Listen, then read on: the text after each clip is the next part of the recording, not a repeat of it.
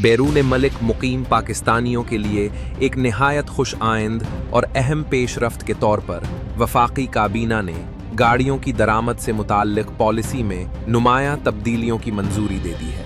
इस फैसले का मकसद न सिर्फ ओवरसीज़ पाकिस्तानियों को सहूलत फराहम करना है, बल्कि गाड़ियों की दरामद के निज़ाम को ज़्यादा शफ़ाफ़, मुनज़्ज़म और माहौलियाती उसूलों के मुताबिक बनाना भी है।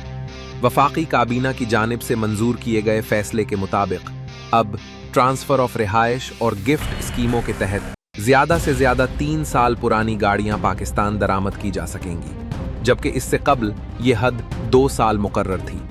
ये फैसला ख़ास तौर पर इन पाकिस्तानियों के लिए फ़ायदेमंद करार दिया जा रहा है जो तवील अरसे से बैरून मुल्क मुकीम हैं और वापसी पर अपनी ज़ाती इस्तेमाल की गाड़ी पाकिस्तान लाना चाहते हैं।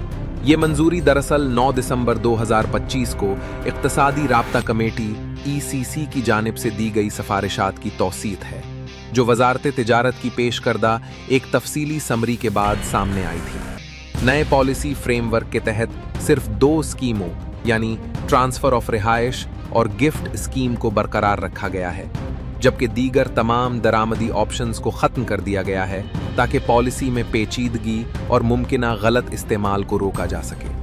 अहम बात यह है कि इन स्कीमों के तहत दरामद की जाने वाली गाड़ियों को अब बैनुल अक़वामी तिजारती हिफाजती उसूलों और माहौलियाती मेयार पर पूरा उतरना होगा। इस इक़दाम का मकसद मुल्क में पुरानी, ज़्यादा आलूदगी फैलाने वाली गाड़ियों की आमद को रोकना और माहौल दोस्त टेक्नोलॉजी को फ़रोग़ देना है।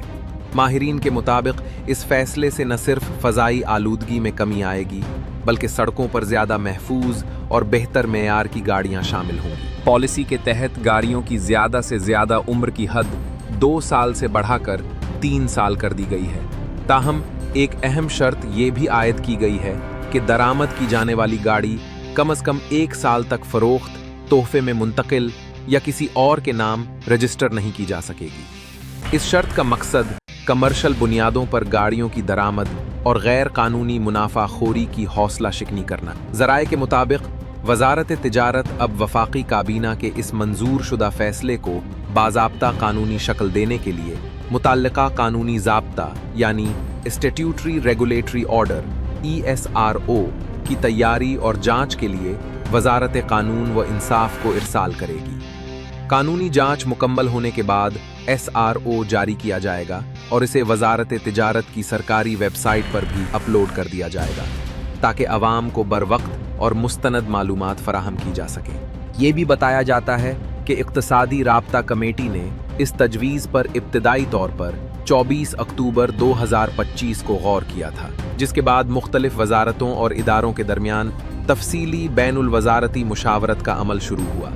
इस मुशावरती अमल के दौरान वज़ारत तिजारत और federal board of revenue FBR ने इन स्कीमों को बरकरार रखने की हिमायत की और मौक़िफ़ इख्तियार किया कि ये सहूलत ओवरसीज़ पाकिस्तानियों का एतमाद बहाल करने में मददगार साबित हो सकती है।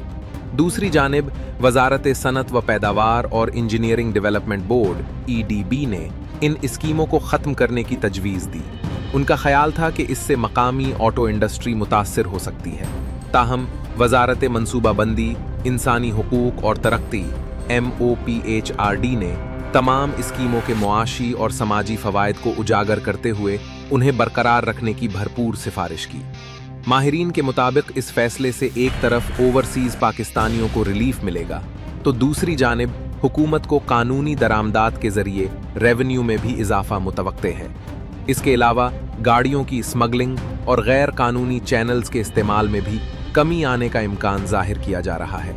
मजमूई तौर पर देखा जाए तो वफाकी काबीना का ये फैसला आपकी ओवरसीज़ पाकिस्तानी दोस्त पॉलिसियों का तसलसल है, जिसका मकसद बैरून मुल्क मुकीम पाकिस्तानियों को मुल्की मईशत के साथ मज़ीद मजबूती से जोड़ना और उन्हें सहूलियात फराहम करना है।